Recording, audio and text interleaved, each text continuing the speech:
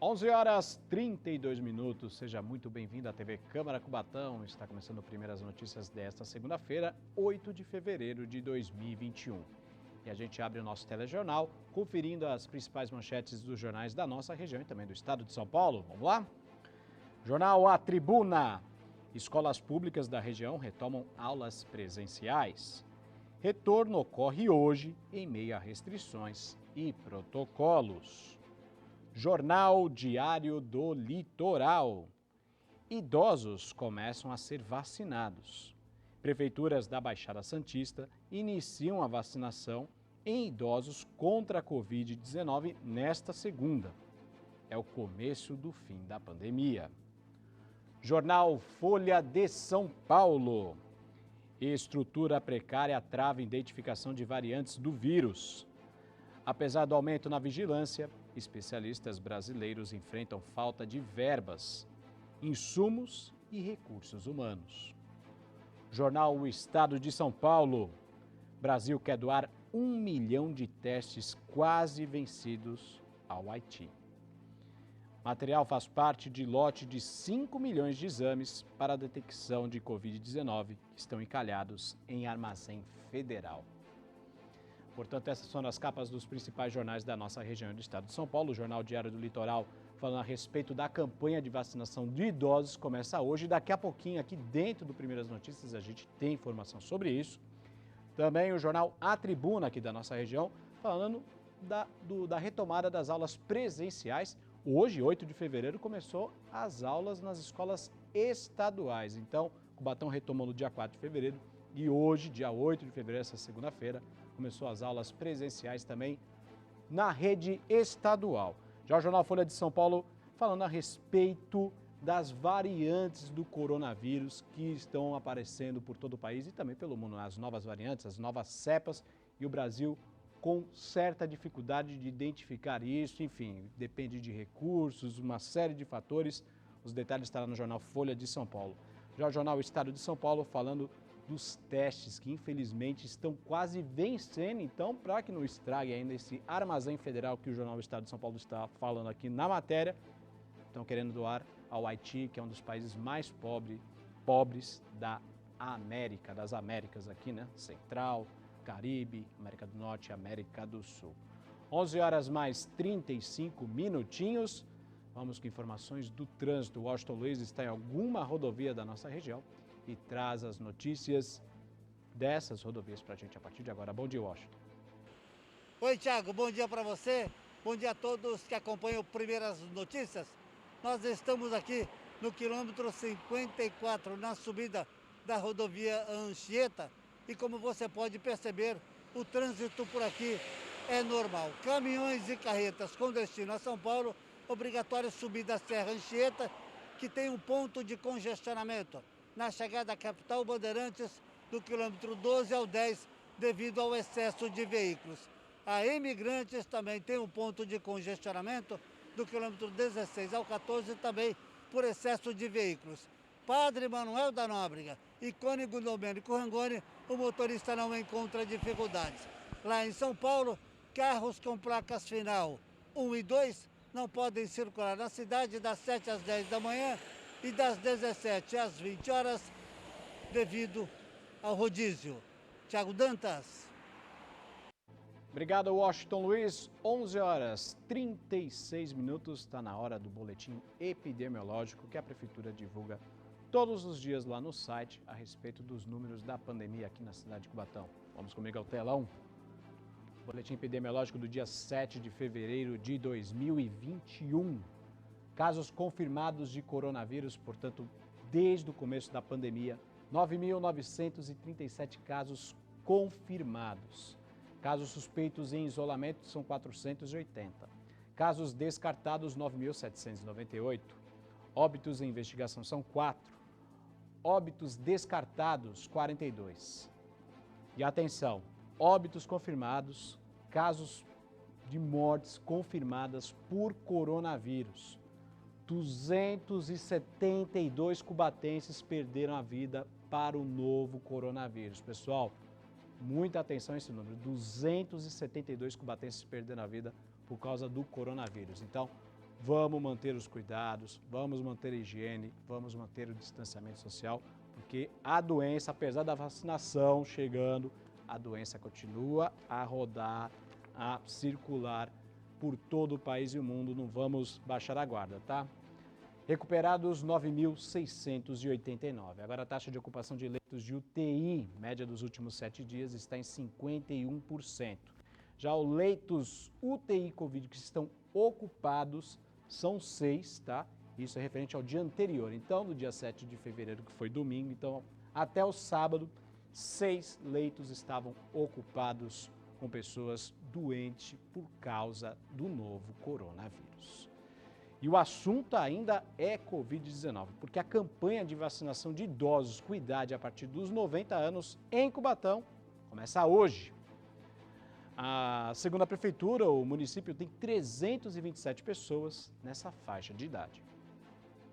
Começa na próxima segunda-feira, dia 8, a vacinação contra a Covid-19 em idosos com idade acima de 90 anos em Cubatão.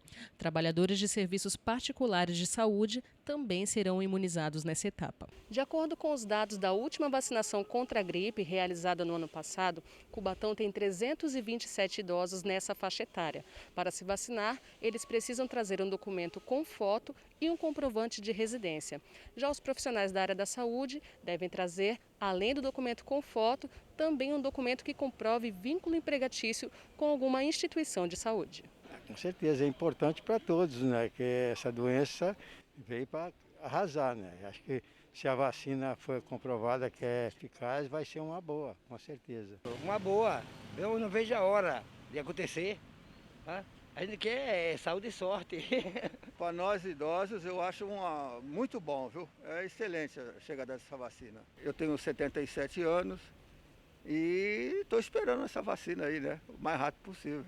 Conforme a assessoria de imprensa da Prefeitura, os pacientes acamados com mais de 90 anos, atendidos pelos programas de estratégia de saúde da família, estão automaticamente cadastrados para receber a vacina em domicílio.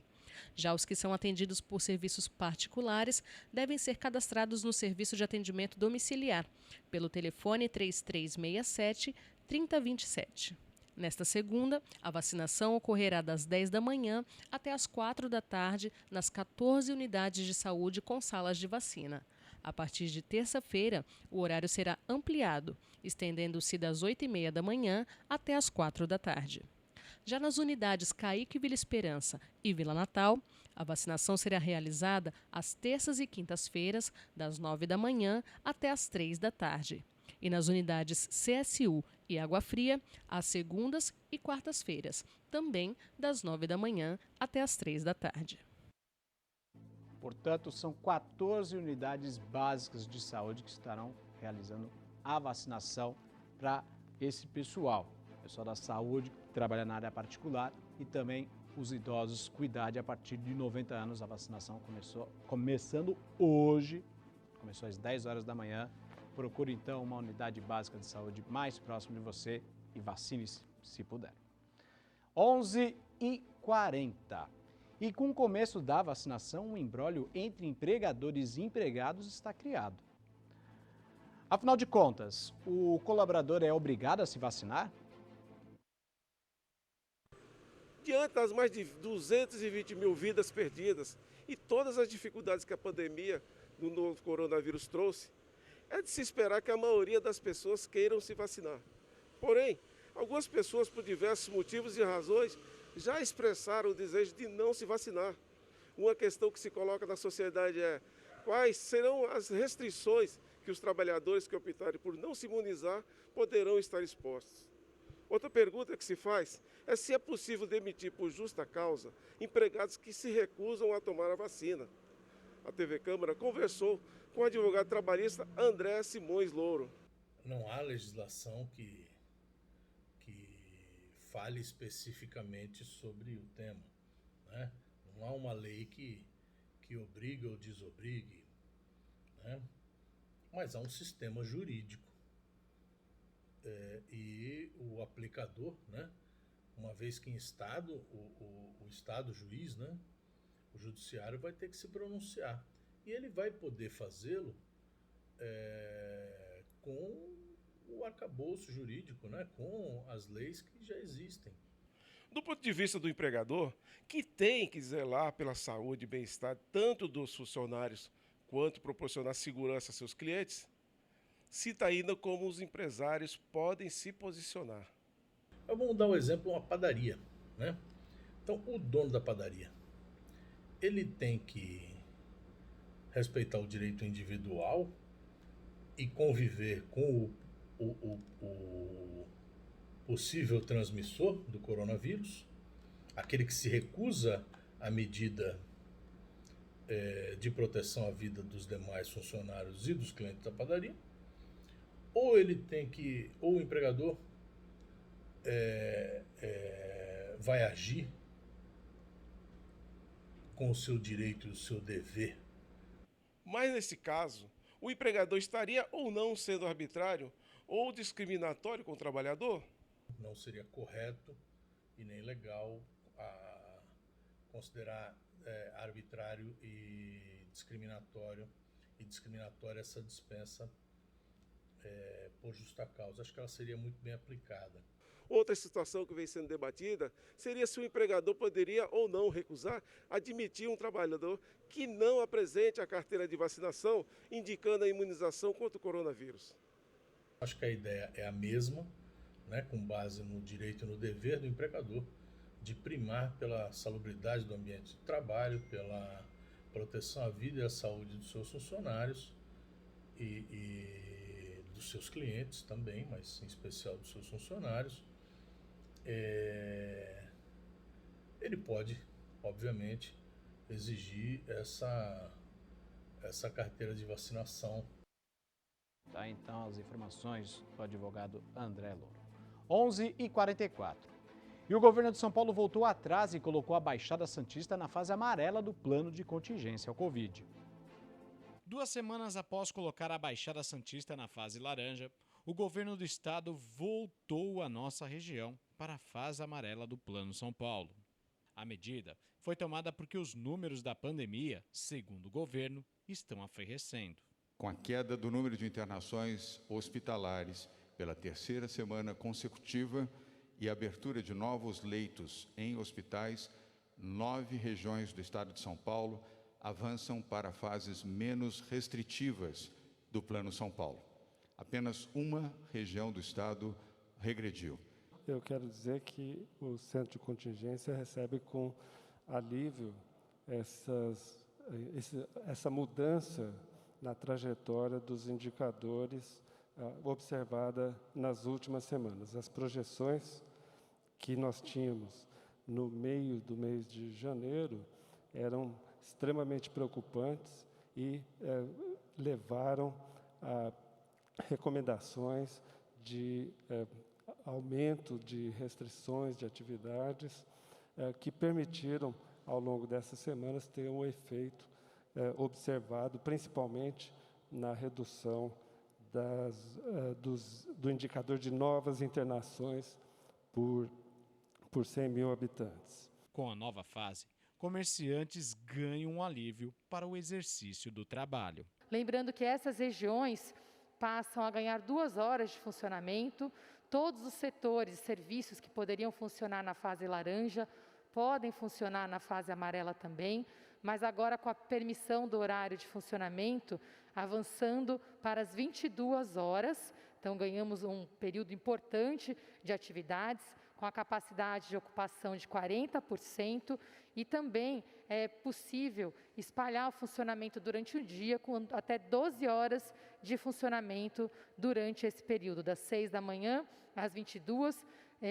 Cada gestor de seu negócio, seu serviço, pode organizar para funcionar 12 horas dentro desse período de funcionamento. Depois das 22, somente serviços essenciais. Tá, então, um alívio para comerciantes e trabalhadores em geral, né? Afinal de contas, agora um espaço maior para que todo mundo trabalhe. 11h46, e o final de semana teve vento, teve maré alta, teve ressaca nas praias do nosso litoral. E a segunda-feira, como será que fica? Veja na previsão do tempo.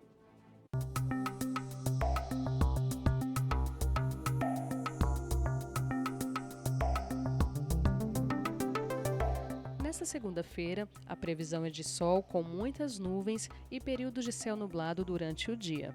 À noite, o céu fica encoberto e os ventos são de baixa intensidade. Os termômetros em Cubatão registram hoje mínima de 20 graus e máxima de 27 graus. A umidade relativa do ar varia entre 56% na mínima e 85% na máxima ao longo do dia e não há previsão de chuva.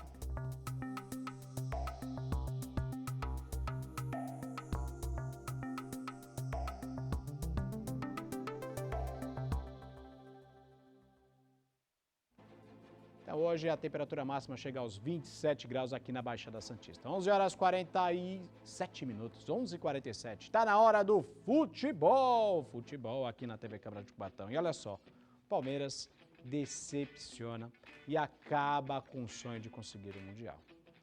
Já o Santos apenas empata e vê chances de chegar à Libertadores bem mais distante. Confira os gols. Fim de semana com poucos jogos de futebol pelo Brasil. A mistura de Covid, calendário confuso e Mundial de Clubes da FIFA fizeram da 35ª rodada do Brasileirão um verdadeiro deserto seco de futebol, com poucos gols e com tristeza para os palmeirenses. Mas esse último a gente conta depois.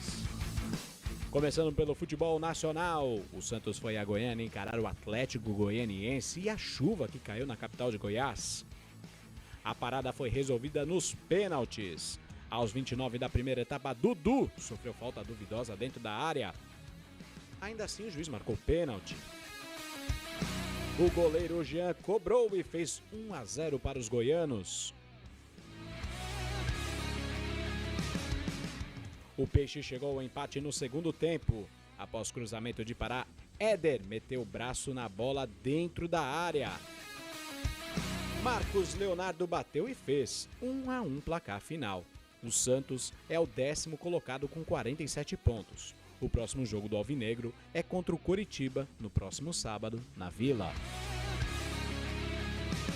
Mundial de Clubes da FIFA. No Catar, pela semifinal da competição, o Palmeiras, campeão da Libertadores, enfrentou o campeão da CONCACAF, o Tigres do México. Sonhando com o Mundial, o Verdão viveu uma noite de pesadelo. O goleiro Everton que o diga. No começo do segundo tempo, o pesadelo virou realidade. Luan fez pênalti em Gonzalez. O francês Gienac bateu forte e o Everton não alcançou. Final, Palmeiras fora da final do Mundial 0, Tigres 1. O Verdão agora disputa a terceira colocação contra o perdedor da partida entre Bayern de Munique e Al Ahly do Egito.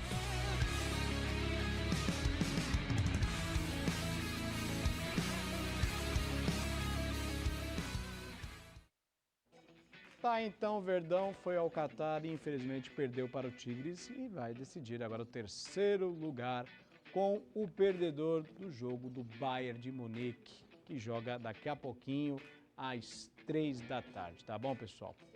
E dessa forma nós terminamos o Primeiras Notícias desta segunda-feira, 8 de fevereiro.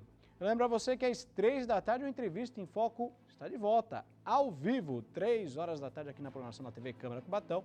E às 18 horas tem Últimas Notícias com um resumo das principais informações de Cubatão e também da nossa região. Um bom dia e até mais tarde.